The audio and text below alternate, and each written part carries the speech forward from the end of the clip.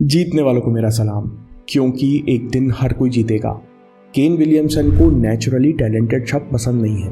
अगर आपको उनसे रिएक्शन निकलवाना है तो इस शब्द का बार बार प्रयोग करें। एक रिपोर्टर ने ऐसा ही किया तो विलियमसन जवाब देते हैं कि किसे मालूम नेचुरल क्या है। कोई जल्दी खेलना शुरू करता है, कोई बहुत प्रैक्टिस करता है। मैं बचपन से ही खेलता आ रहा हूँ, मुझे इसमें बहुत मज़ा आता था और कभी लगा ही नहीं कि मैं प्रैक्टिस कर रहा हूँ। केन कहते हैं कि बचपन में मैं जो भी खेलता उसमें बहुत समय लगाता। उस समय में क्रिकेट के साथ साथ बास्केटबॉल, रग्बी, वॉलीबॉल, सॉकर भी खेलता था। फिर जैसे जैसे मैं क्रिकेट में आगे बढ़ता गया वैसे वैसे बाकी स्पोर्ट्स के लिए समय कम होता गया। आउटलायर्स में मैल्कम ग्लैडवेल कहते हैं कि 10,000 घंटे की प्रैक्टिस के साथ साथ छोटे छोटे फैक्टर्स हैं जो आपकी सफलता का हिस्सा बनते हैं। और केन विलियमसन की कहानी से भी कुछ ऐसा ही लगता है। केन विलियमसन ऐसे परिवार में पैदा हुए थे जहां स्पोर्ट्स को प्राथमिकता दी जाती थी। माता पिता दोनों स्पोर्ट्स प्लेयर थे, साथ में 3 बड़ी बहनें और जुड़वा भाई दिन भर खेलते रहते। इतना ही नहीं, जिस जगह केन विलियमसन रहते थे वहां कई बच्चे नेशनल और इंटरनेशनल एथलीट्स बने। ट्रेंट बोल्ट और डग ब्रेसवेल भी आसपास रहते थे। न्यूजीलैंड के पूरे देश की आबादी मुंबई की 1/3 है। ये किस्मत की बात थी कि इतने सारे नेशनल लेवल के प्लेयर्स बचपन में एक साथ खेलते हुए बड़े हुए। रग्बी के लिए न्यूजीलैंड पागल है। यहाँ रग्बी सबसे लोकप्रिय खेल है, इसलिए न्यूजीलैंड में सारे ग्राउंड्स डुअल पर्पस है। मतलब डेडिकेटेड पिच ना होने के कारण डोमेस्टिक क्रिकेट मैच के लिए पिच उतनी अच्छी नहीं बन पाती। खराब पिच होने का मतलब है कि बॉल टप्पा खाने के बाद क्या करेगी, उछाल लेगी या नीचे रह जाएगी, आप ज़्यादा कह नहीं सकते। इसलिए अधिकतर न्यूजीलैंड बैट्समैन फ्रंट फुट पर खेलना पसंद करते हैं, क्योंकि बचपन से ही ऐसी पिच पर खेल खेलकर आदत बन जाती है। जब छोटे केन विलियमसन के पिता ने इस कंसेप्ट के बारे में पढ़ा तो उन्होंने कहा, बेटे तुमको दोनों पैरों पर खेलना है। फिर केन विलियमसन ने तब तक अभ्यास नहीं छोड़ा जब तक बैकफुट पर जाना उनका नेचुरल रिएक्शन नहीं बन गया। केन विलियमसन के बहुत सारे इंटरव्यूज डिप्लोमेटिक होते हैं और वो कुछ चीज़ें बार बार दोहराते हैं जिससे आप उनके बारे में कुछ ज़्यादा पता नहीं लगा सकते। हुआ यूं कि करियर की शुरुआत में किसी ने केन विलियमसन के नाम से झूठा ब्लॉग लिखा जिसमें कहा गया कि केन विलियमसन खुद को न्यूजीलैंड के इतिहास का सबसे अच्छा बैट्समैन मानते हैं। इस ब्लॉग के आधार पर नेशनल न्यूज़पेपर ने नौजवान केन विलियमसन की कूद खिंचाई की। लोग तो इस बात को भूल गए, लेकिन इसके बाद केन विलियमसन ने मीडिया के लिए अपने शटर गिरा दिए। लेकिन केन विलियमसन के माता पिता और कोच के इंटरव्यूज से आपको बहुत कुछ जानने मिलता है। केन के माता पिता कहते हैं कि वो अपने आप को बचपन में बहुत कुछ सिखाता रहता। जब वो 7 साल का हो गया तो हम देखते कि वो बास्केटबॉल, वॉलीबॉल अकेले प्रैक्टिस करता रहता। हमने कभी उसे दोनों हाथों से अभ्यास करने के लिए नहीं कहा, लेकिन वो अकेले ही सीधे हाथ से फिर उल्टे हाथ से बास्केटबॉल में ड्रिबलिंग, शूटिंग प्रैक्टिस करता रहता।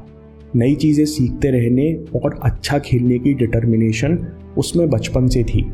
और ये बात केन विलियमसन के सारे कोच बोलते हैं। बचपन के कोच ब्रेसवेल कहते हैं कि वो हर एक प्रैक्टिस सेशन के साथ अच्छा होना चाहता था। बाकी बच्चे तो आते खेलकर चले जाते, लेकिन केन विलियमसन की प्रैक्टिस में वो इंटेंसिटी दिखती थी कि वो कुछ सीखना चाहता है। दूसरे कोच कहते हैं कि जब तक कोई साथ देने के लिए होता तब तक केन विलियमसन प्रैक्टिस करते रहते। कई बार कोच थक जाते थे, लेकिन केन विलियमसन लगे रहते। विलियमसन कहते हैं कि मैं अपने आप को स्टैट्स की धार पर नहीं रखता। हमारा सिंपल कमिटमेंट है कि टीम बेहतर खेले और हर गेम के साथ हम सीखें, बाकी कभी हारेंगे और कभी जीतेंगे। इस एटीट्यूड के कारण वो अपनी टीम के लिए छोटे फेलियर्स और छोटी इनिंग्स से उभरकर कंसिस्टेंटली रन बनाते हैं। 3 test series West Indies, Pakistan और श्रीलंका में उनके लगातार स्कोर है। उसी तरह 2015 वर्ल्ड कप के पहले उन्होंने 16 मैचों में 74.26 के औसत से रन बनाए। न्यूजीलैंड के टीम मैनेजर माइक सैंडल कहते हैं कि केन विलियमसन अपना गुस्सा या परेशानी जाहिर नहीं करते और बिल्कुल ऐसा ही सफलता के साथ भी है। केन विलियमसन अपने विनम्र स्वभाव के कारण प्रसिद्ध हुए, खासकर वर्ल्ड कप 2019 के रिजल्ट के बाद। लेकिन आप इनके लुक्स पर मत रुक जाना। उनके कोच जॉर्ज सिम्स कहते हैं कि केन विलियमसन बहुत जल्दी गेम को पढ़ते हैं और वे बहुत कैलकुलेटिव है। जब किसी प्रॉब्लम के बारे में सोचते हैं तो सीधे नट्स एंड बोल्ट्स तक जाते हैं। He is very calculating, he boils things down to nuts and bolts, he will take the emotion out of it. और बिना भावना में बहे वे पूछते हैं कि अगर मैं ये करूं या ये चीज़ बदलूं तो गेम पर क्या असर पड़ेगा, और निश्चय करने के बाद हर प्रॉब्लम को सॉल्व करते हैं। इस अप्रोच के कारण उनमें कोई कन्फ्यूजन नहीं रहता। उनके पिता कहते हैं कि कुछ दिनों रग्बी खेलना शुरू करने के बाद एक बार केन घर आया और बोला कि मुझे भिड़ने के लिए यानी टैकल करने के लिए ताकत बढ़ानी है, और उस दिन से वो घर के बाहर चिनअप्स लगाता रहता। विलियमसन के अंदर बचपन से बेहतर होने की इंटेंसिटी थी, लेकिन इंटेंसिटी का मतलब ईगो नहीं होता। विलियमसन अपने आप को कभी बहुत सीरियसली नहीं लेते। अगर किसी टूर्नामेंट में इनका प्रदर्शन बहुत खराब होता तो इनके पिता कहते हैं कि घर पर उसके बर्ताव से आप बता नहीं सकते थे कि उसने मैच कैसा खेला। केन विलियमसन कहते हैं कि आप सक्सेस और फेलियर दोनों को ही लंबे समय तक पकड़े नहीं रह सकते, आपको दोनों को छोड़ना होगा। बस आपको पता होना चाहिए कि सफलता और असफलता के पीछे कारण क्या है और आपको कहाँ काम करने की ज़रूरत है।